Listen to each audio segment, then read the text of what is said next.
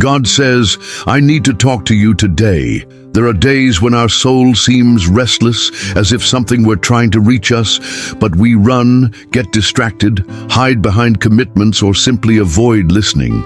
And it is exactly at that moment that God raises his voice, not with shouts, but with urgency, with love, with that whisper that insists, Son, I need to talk to you today. This message did not come to you by chance. It is not just another video, nor another word thrown out on the internet. It is a warning from heaven, a gentle tug of grace, a divine opportunity, because when God interrupts our day, it is because his time has come, and you cannot ignore that. Maybe you are feeling tired, struggling for answers, seeking provision, or just trying to understand why there is so much silence. Well, know this, there is urgent call, one prepared response, and a spiritual transformation that begins now. And no, that is not an exaggeration. He who has ears, let him hear what the Spirit is saying. If you feel that this word is for you, subscribe to the channel, activate notifications, and share it with those who need to hear it today. There is someone around you crying out in silence, and this message can be the bridge between despair and promise. Now write in the comments the phrase that will guide your day as a public commitment of faith. God, I am listening. Speak to me today. Write with courage, with purpose, with hunger for transformation. Because this sentence is not just a declaration, it is the beginning of a new era in your life. Divine calling and spiritual purpose. Have you ever felt like you were just living for the sake of living? Like each day was the same as the last, with no clear direction? Well, many people feel this way, and it's no coincidence. There's an inner voice that whispers deep within your soul, you were called to something greater. And this voice does not come from the mind, nor from the pressures of the world. It comes from God. The divine calling is not just for pastors or missionaries. It reaches the tired worker, the distressed mother, the confused young person, the disbelieving elderly person. Because God does not call you by your resume, he calls you by your heart. And when he calls you, it is because there is a spiritual purpose sown into your being before you were even born. You are not lost. You are being led. Perhaps everything you are experiencing now, including the pain and the silence, is part of divine training. God prepares before he sends. He molds before he uses. And do you know what else? He is patient. Even when you stray, he is still there, waiting for your obedience, your surrender, your decision to say, here I am. Don't think your purpose is small just because the stage is low-key. Sometimes the person who prays in silence changes the destiny of generations. Sometimes the person who forgives instead of taking revenge is already fulfilling a divine mission. Spiritual purpose is not about applause, it is about eternal impact. So the question is, are you listening to the call, or are you just surviving the routine? God is calling you, not with burden but with direction, with promise, with love, and your answer can change everything, including what you thought was the end of your story. Prosperity with purpose. There is a lot of confusion when it comes to prosperity. Many people think that being prosperous means having a full bank account, a fancy car in the garage, and a life of ostentation. But the prosperity that comes from God is very different. It has purpose, has a mission, has a specific destination. And what's more, it doesn't come to inflate the ego, but to increase the impact. God never promised to make you rich just to see you enjoy a life of empty luxury. What he does is pour resources on those who understand that everything they receive is a tool. Money, ideas, talents. All of this is provision with a reason. And those who understand this live with ease. Because the prosperity of heaven comes with peace. It does not cause pain, nor does it keep you awake at night. On the contrary, it brings balance because it flows in the right measure and at the right time. True wealth begins with gratitude. It begins with the awareness that even the little, when placed in God's hands, becomes much. When you understand that your prosperity serves to bless, to invest in others, to fulfill greater promises, then you become trustworthy before God, and He releases more. There's nothing wrong with wanting to live well, travel, and dream big. But the question is, if God gave you everything right now, what would you do with it? Because heaven works with intentions, not appearances. If you are being tested in the little things, it is because God wants to prepare you for the much. But the much only comes to those who have maturity of purpose, to those who do not get lost in the shine, but continue with their eyes on high, their feet on the ground and their heart in heaven. Breaking the scarcity mentality. Before God can change what's around you, He has to change what's inside you. And oftentimes, the biggest prison that keeps us from moving forward isn't a lack of money, a lack of opportunity, or a lack of support. It's scarcity mindset, that voice that whispers, "You will never get anywhere.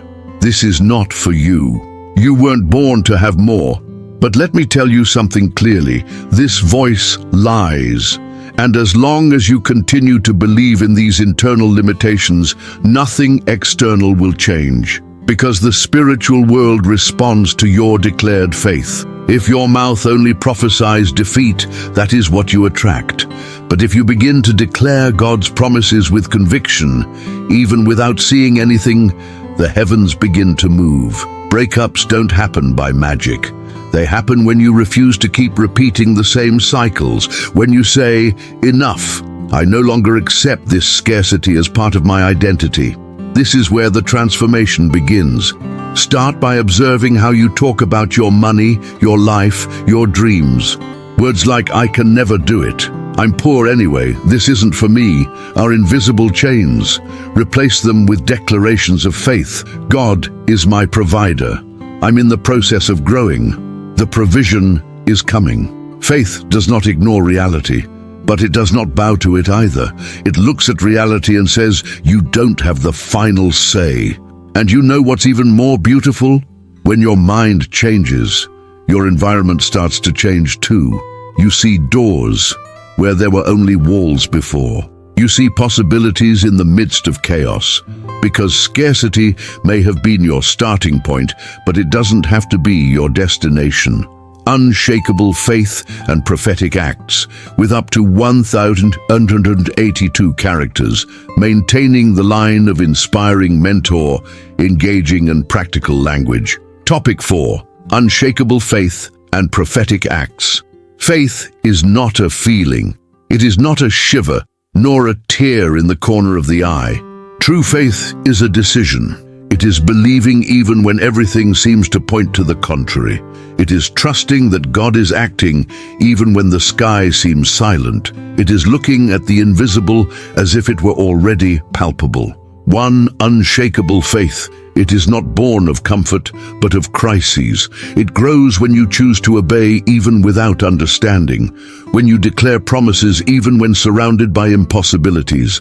And yes, declaring is a spiritual act. Saying with your mouth is more than just speaking beautifully. It is activating the invisible world. Many people underestimate the power of a comment, a like, a simple public act of faith. But every time you act with purpose, you are planting in the spirit. You are showing heaven that you believe before you see. This is what we call prophetic act, a visible action that anticipates an invisible reality. Remember when Jesus asked the man with the withered hand to stretch it out? He didn't heal and then ask for action. He asked for action, and when he obeyed, the miracle manifested. Likewise, when you comment on a faith quote, share a video, or repeat a promise out loud, you are saying, "I believe in what I do not yet see." So don't just sit around waiting for courage. Take action, write, pray, prophesy. Even if you're trembling, even if you don't see results yet. Because heaven doesn't move because of groans. It moves because of faith. And an active faith, even a small one, has more power than a big but dormant faith. Divine provision and supernatural sustenance. There are many people who place their hopes in the wrong place. They think that stability comes from their salary, their company, the government, or the market. But let me remind you of a truth that can change everything.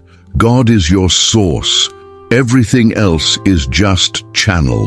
When you understand this, anxiety begins to fade, because even if one channel closes, the provider remains the same, and he has infinite ways of making provision reach you. Have you ever thought that your answer may come from where you least expect it? Sometimes, manna doesn't fall from the sky, but appears in someone's faithfulness, in a new idea, in an unexpected invitation. God never promised ease, but he did promise supernatural sustenance. This means that while everyone else is running around desperately, trying to do it on their own, you can walk in peace, knowing that there is someone greater opening invisible paths in front of you. It's not about crossing your arms and waiting for everything to fall from the sky. It's about working with confidence, not desperation. Doing your part diligently, without forgetting that the final result comes from grace. It's God's favor that turns a no into a promotion.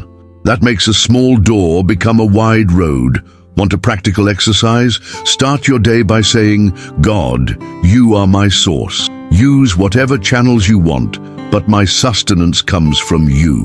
This simple phrase changes the atmosphere of your day, because it puts control in the right hands. And remember, the same God who fed an entire people in the desert without planting is the same one who can sustain your home today. The miracle does not depend on the place. It depends on faith, obedience, and a teachable heart. Obeying when everything makes sense is easy. The real test is obeying when God says go, and we still don't see the way, or when he says wait, and everything inside us screams for haste. But that's exactly where spiritual maturity is revealed, when God's will outweighs our anxiety. Obedience is not about rigidity, it is about trust. It is saying yes, even when your heart trembles. And the truth is that God does not demand perfection. He seeks a teachable heart. A heart that even stumbling asks, what do you want to teach me with this? A heart willing to unlearn old patterns, to experience something new. Do you want to receive great promises? Then prepare yourself for profound lessons. God only delivers what your maturity is capable of sustaining. A blessing without preparation becomes a burden. That is why, many times, heaven holds back something you desire, not as punishment, but out of love. Because while you are hardened, proud, or impatient, that which was supposed to lift you up can end up destroying you. Practice obedience in your daily life. God speaks in the little things. Forgiving someone, being more generous, keeping your mouth shut instead of arguing, turning off your cell phone to hear his voice more. These simple attitudes prepare you for bigger doors. A teachable heart asks questions before acting. It seeks advice. It is willing to change course if necessary. And those who live this way attract wisdom, and wisdom in turn attracts blessings. It is not about being ordered around, but about being guided, because those who are guided by God never walk in circles. They always walk towards the fulfillment of the promise. Financial liberation and restoration. There are people who work hard, do everything right, but still seem to live with a hole in their hands. Money comes in, but disappears. Opportunities come, but slip away. This often has nothing to do with a lack of effort, but with something spiritual, invisible prisons that need to be broken. The Bible speaks of the devourer, a spiritual action that consumes the fruit of labor, and many are experiencing exactly that without realizing it. But there is good news. God is an expert in release and restore. And he promised, I will restore the years that the locust has eaten. This applies to finances, to dreams, to wasted time. If you feel that you have been robbed by bad decisions, by unjust people, or even by a lack of wisdom, know that God can turn that key. But before restoration comes from outside, it needs to start within. Because there is only financial liberation where there is repentance, a review of attitudes, and, above all, a new mindset. Do you want to see miracles in your finances? Start by being faithful in the little things. Adjust your heart. Stop declaring ruin. Honor what you already have. And yes, even if your account is in the red, you can start prophesying provision, declaring wisdom, and acting responsibly. Financial restoration is more than money coming back. It's peace returning to your heart. It's sleeping soundly knowing that God is aligning everything. It's seeing doors that were closed open supernaturally. And most importantly, it is understanding that what was lost does not define what will still be achieved. God not only gives back, He multiplies. And what you thought was over can be the most powerful new beginning of your life. Honor as the foundation of wealth. True prosperity does not begin with a high salary, but with a heart that knows honor. Honor is a spiritual key, an invisible seed that opens doors that talent alone cannot open. And most of the time, it is tested behind the scenes when no one is looking. Honoring God isn't just about going to church or singing praises. It's about putting Him at the center of your decisions. It's about consulting Him before you act. It's about recognizing that everything you have comes from Him. When you honor the Lord with your finances, with your time, with your words, you are saying, I know where my source comes from. But honor goes beyond that. Honoring your parents, even if they were imperfect. Honoring your story, even if it was painful. Honoring the people who helped you, who believed in you, who taught you a lesson. All of this builds fertile soil in which lasting prosperity can grow. Do you know that kind of wealth that does not corrupt, that does not steal peace, that does not generate pride, that does not distance you from God? It is born of honor. Because whoever honors what is small receives authority over much. And be careful, lack of honor closes doors. People who disdain everything, who think they know everything, who mock other people's processes, are digging their own stagnation. Have you noticed how those who are always grumbling tend to be stuck? Want a practical habit? Start expressing gratitude out loud for those who have helped you through some phase. Pray for those who have opened a door for you, even if it has closed later. And whenever you are blessed, remember to go back and say thank you. This may seem simple, but in the spiritual world it is big, because honor is not just etiquette, it is strategy. And those who learn to honor learn to prosper with balance, humility, and firm roots. Miracles and supernatural blessings. There are times when logic simply isn't enough. You've done everything right. You've prayed. You've worked. You've been faithful. And yet it seems like nothing is moving. That's where the realm of logic comes in. Miracles. Because what God is about to do in your life will not be explained. It will be witnessed. Miracles are not just stories from the past. They still happen today, every day in unexpected places, to ordinary people who decide to believe. And the most beautiful thing is that God does not perform miracles only when everything is calm. In fact, the greatest miracles are born in the midst of chaos. Maybe you have been praying for a long time for an answer that has not yet come. Maybe you have even gotten used to waiting. But let me tell you something with faith and conviction. Heaven is acting even when you don't see it. God has not forgotten His promises. He is simply preparing the ideal scenario so that when it happens, no one will doubt that it was His hand. Your silent obedience, your tearful prayers, your hidden acts of faith, all of these are being added up in the spiritual world. And the result will surprise even you, because supernatural blessings, they do not arrive when everything is perfect. They arrive when faith is mature. Prepare yourself not only to receive, but to recognize. Because sometimes the miracle comes wrapped in routine. An email, a connection, an encounter that seems casual. God acts in the invisible, but reveals Himself in the details. Keep believing, even without evidence. Keep walking, even without guarantees.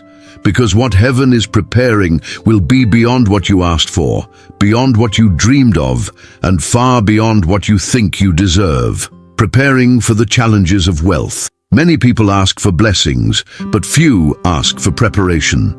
And what few people talk about is that wealth, no matter how desired, brings challenges.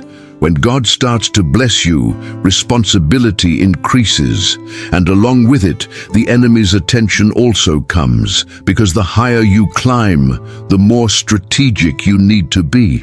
Prosperity opens doors, but it also tests hearts. Are you ready to be envied, judged, misunderstood? Because there is no way to carry abundance without attracting attention, both good and bad. And those who are not firm in God can easily change their focus to vanity or confuse provision with personal merit. Therefore, God does not give you riches to impress you. He gives them to fulfill a purpose, and He only releases what you are prepared to sustain with balance, humility, and vision. There is no point in having a lot if you lose your character along the way. The secret is to keep your heart simple even when your account grows. It means continuing to help in secret, listening to advice, and keeping your feet on the ground. Wealth without supervision becomes a trap, but wealth with discernment becomes a platform for transforming lives. Want some advice? Before you ask for more, ask for structure. Pray for wisdom, for self-control, for spiritual sensitivity. Ask God, Lord, how do you want me to manage what you are going to give me? This shows maturity, and maturity accelerates the processes of heaven. The blessing is certain, but true success is not just about achieving, it is about staying, and staying requires daily preparation, constant vigilance, and above all, dependence on God even when everything seems to be under control. Inner healing and spiritual transformation.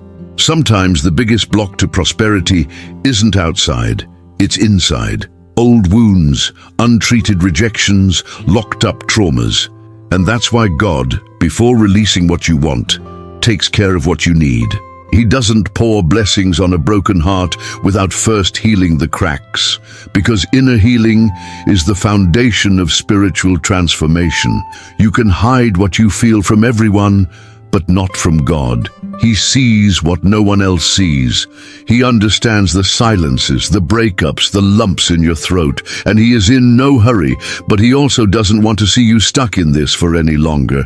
The truth is, God wants to heal you from the inside out. While many run after formulas to change their lives, the sky is saying, let me change you first. Because when the spirit is aligned, the mind is renewed. And when the mind is transformed, the choices change. And when the choices change, the fruits come. Don't ignore the healing process. Allow yourself to feel, repent, and forgive, including yourself. Seek help if necessary. Pray, write, and share your pain with God. He is not disgusted by your past. He has plans for your future. But that future only truly begins when your heart stops bleeding in silence and starts beating with purpose. The wealth that lasts begins with emotional health. A restored spirit produces peace, focus, joy, and this is reflected in everything. In relationships, in decisions, in finances. You were not born to live in pieces. You were born to be whole, and God has already begun to stitch it all back together. Gratitude and praise as the key to favor. There are people who live waiting for great blessings and only then begin to give thanks. But those who understand heaven know that the path is the opposite. First comes gratitude, then comes favor. It is the grateful heart that opens the doors of provision. For God dwells among those who praise Him, not among those who murmur. Gratitude is a decision, and you don't need extraordinary reasons to start. If you're breathing, you're already right. If there's hope, that's enough. The problem is that many people focus on what they don't have yet, and so they don't value what they have already received. And then, without realizing it, they close the windows to heaven. Praising on a good day is natural, but praising on a bad day, that moves the spiritual world. It's as if you were saying, I don't see it yet, but I trust. This kind of praise disarms the enemy. He doesn't know how to deal with someone who worships even under pressure. Want a habit that changes everything? Set aside 5 minutes of your day just to be thankful. Say it out loud. List your achievements, no matter how small. Be thankful for invisible deliverances, for processes that taught you, for doors that closed and prevented you from falling. Gratitude changes your frequency, and when your frequency changes, you start to attract what was blocked. And remember, who praises does not stop. Those who give thanks move forward. Because praise is not just music, it is positioning, it is spiritual. And gratitude is like a key that unlocks promises that were held back. So, before asking for more, praise what you already have. God honors those who recognize Him, and His favor follows those who walk with their hands raised in gratitude, even when their pockets seem empty. New identity and higher purpose. You are not defined by your life, not your past, not the mistakes you've made, not the labels people have thrown at you. God doesn't see you the way others see you. He looks beyond the mess, beyond the falls, beyond the scars, and what He sees is someone who is being shaped for a greater purpose. When God transforms someone, He doesn't just cleanse her name. He takes the name of pain away and puts the name of promise on it. And maybe that's what's happening to you right now. He's changing your identity. What was once shame will become testimony. What was once limitation will become the basis of authority. Have you ever stopped to think that everything you've been through could be exactly what will enable you to lift others up? The new identity that God is building in you has spiritual weight. You're not just someone trying to make it in life. You're an instrument to manifest the kingdom on earth with balance, prosperity, and humility. This change begins when you stop seeing yourself as a victim of history and start seeing yourself as a response to it. When you understand that you were chosen, set apart, trained, not to be just another one, but to be reference of prosperity with essence. Trust me, God will use your journey to inspire many, not because you will be perfect, but because it will be real. Because your transformation will be visible, and people will look at you and say, if God did it to him, He can do it to me too. You are not in a survival phase. You are in a construction phase. And when the right identity aligns with the right purpose, God's favor inevitably manifests. Call to intentional generosity. True generosity does not depend on how much you have, but on how much you understand. And when you understand that everything you have comes from God, the act of sharing ceases to be a sacrifice. It becomes an honor. You may be living on little right now, but it is still possible to cultivate generosity, because whoever shares the little frees up the much. Generosity is not just about giving money. It is about offering time, attention, prayer, support. It is about seeing the other person with eyes of compassion and saying, I may not have everything, but what I have, I share. This posture attracts divine favor because it reflects the very heart of God. And here is a spiritual secret. Every intentional seed sown with faith returns multiplied. It may not be in the same format, but it always comes back. A helping hand today can become a door tomorrow. A discreet offering can become a visible harvest. Many people miss out on blessings because they want to hold on to everything. But the kingdom works the other way around. The more you give with purpose, the more you receive with direction. Generosity is a silent key that unlocks invisible resources. Want to practice this in a real way? Choose a person or cause each week to bless. It could be with a word, a coffee, a helping hand, a prayer. But do it with intention. Pray first. Say, God, show me who needs me today. You'll be surprised at how much this attitude changes environments, and your interior too. In the end, what remains is not what we accumulate, but what we multiply in the lives of others. And God is calling you not only to receive, but to be a channel.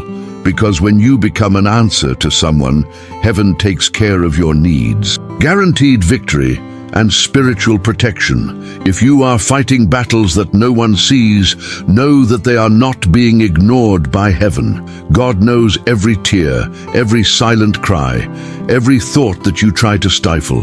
And He has already released a word over your life. Victory. Not maybe, not if it works out. Victory guaranteed. This does not mean the absence of struggle. It means the presence of cover. Because the difference between those who win and those who sink is not in their own strength, but in who is guarding the rear. And what the word says is clear: no weapon formed against you will prosper. It may seem like the enemy is ahead, but God has already placed angels around you. They are not just for show, they are at war, defending you from attacks that never even touched your life. And if you have come this far, even with so many falls and temptations, it is because His hand was holding you. Spiritual protection is not activated with amulets or formulas. It is activated with obedience. When you choose the path of truth, even when it is most difficult, you enter a zone of divine coverage, a shield that does not prevent problems, but prevents them from destroying you. Wake up every day with this awareness: God is already ahead. Pray before you go out, consecrate your steps, cover your home with declarations of faith, and even if attacks come, hold your head high, because the end of the story is already written, and in the end, you win. Your part is to stand firm. God's part is to protect you as you walk, and together you will create a story of victory that will silence many people and glorify His name. After all this, I ask you, what are you going to do with this word? Are you going to keep it to yourself, or are you going to let it transform your way of life? Because listening is important, but answering the call is what changes everything. Can you see how many times God has tried to reach your heart? How many times has He whispered in the midst of the rush, the pain, the silence? Today was yet another attempt from Him, or perhaps the most direct one so far. And if you have come this far, it is because you are ready to experience something new, to break old cycles, to enter a time where promise meets purpose. But remember, transformation requires decision. Faith requires action.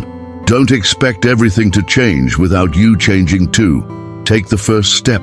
Forgive, obey, honor, declare, sow, trust, and see what God is capable of doing when He finds a heart that is fully surrendered. You already understand that it is no coincidence that you are hearing this message. God is speaking, and He wants to see you respond, not with fear, but with boldness, with faith, with gratitude. Because heaven has already moved, now it is your turn to move too. If this word touched you, write here in the comments, "I welcome this transformation in my life." This will be your public act of faith, a verbal seed planted in the spiritual world. It is clear. Subscribe to the channel, turn on the notification bell, and share this video with at least 3 people you love. Someone close to you needs this same direction, and God may use you to answer them.